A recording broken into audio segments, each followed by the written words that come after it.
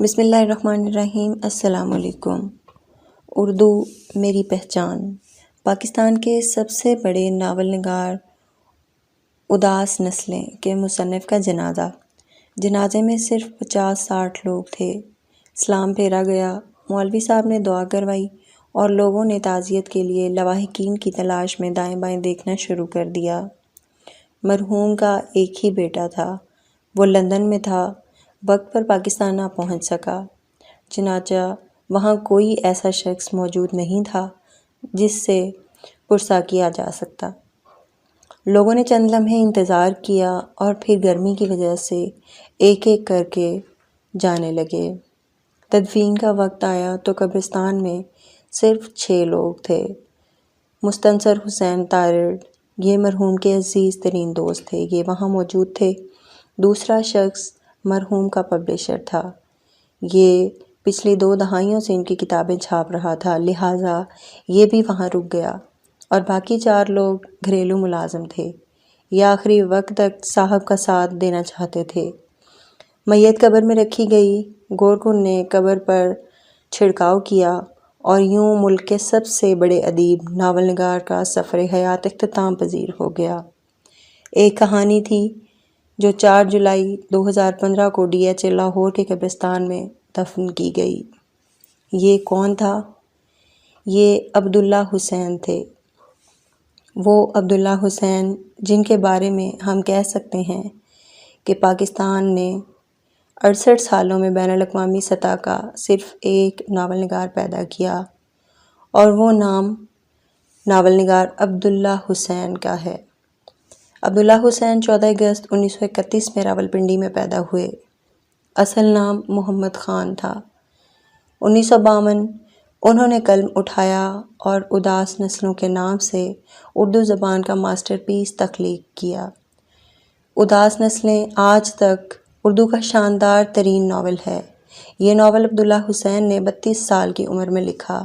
صدر پاکستان ایوب خان نے انہیں 34 سال کی عمر میں ادب کا سب سے بڑا اعزاز آدم جی ایوارڈ دیا۔ یہ برطانیہ شفٹ ہو گئے، 40 سال برطانیہ رہے۔ برطانیہ میں قیام کے دوران مزید 2 ناول لکھے، 2 ناول بھی تخلیق کیے اور درجنوں افسانے لکھے۔ عبداللہ حسین نے ایک ناول انگریزی زبان میں بھی لکھا۔ یہ سارے افسانے، سارے ناولٹ اور یہ سارے ناول ماسٹر پیس ہیں۔ یہ خون کے سرطان میں مبتلا تھے، بیماری سے لڑتے رہے، یہاں تک کہ 4 جولائی 2015 کو 84 سال کی عمر میں لاہور میں انتقال فرما گئے۔ بیگم کے ساتھ تعلقات کشیدہ تھے، وہ برطانیہ میں ہی رہ گئیں، بیٹا لندن میں رہتا تھا، وہ جنازے پر نہ پہنچ سکا۔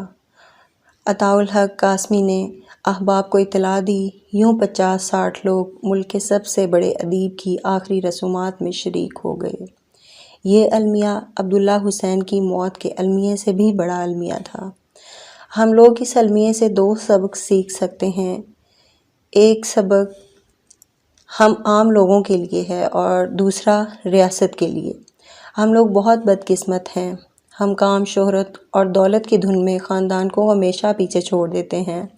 ہم کیریئر بناتے رہتے ہیں، شہرت سمیٹتے رہتے ہیں، اور اس دوڑ دھوپ میں ہمارے خاندان کی موم کو پگھلاتی رہتی ہے، یہاں تک کہ جب زندگی کی شام ہوتی ہے تو ہمارے طاقوں میں پگھلی ہوئی موم کی چند یادوں کے سوا کچھ نہیں ہوتا۔ میں بے شمار ایسے لوگوں کو جانتا ہوں جو اپنے بچوں کو بچپن میں اس لیے انجوائے نہیں کر سکتے، یہ بچے ان کے مستقبل کے سرمایہ جمع کر رہے ہوتے ہیں۔ بچے بڑے ہوئے تو انہوں نے اپنی پوری جمع پونجی لگا کر بچوں کو اعلیٰ تعلیم کے لیے باہر بھجوا دیا۔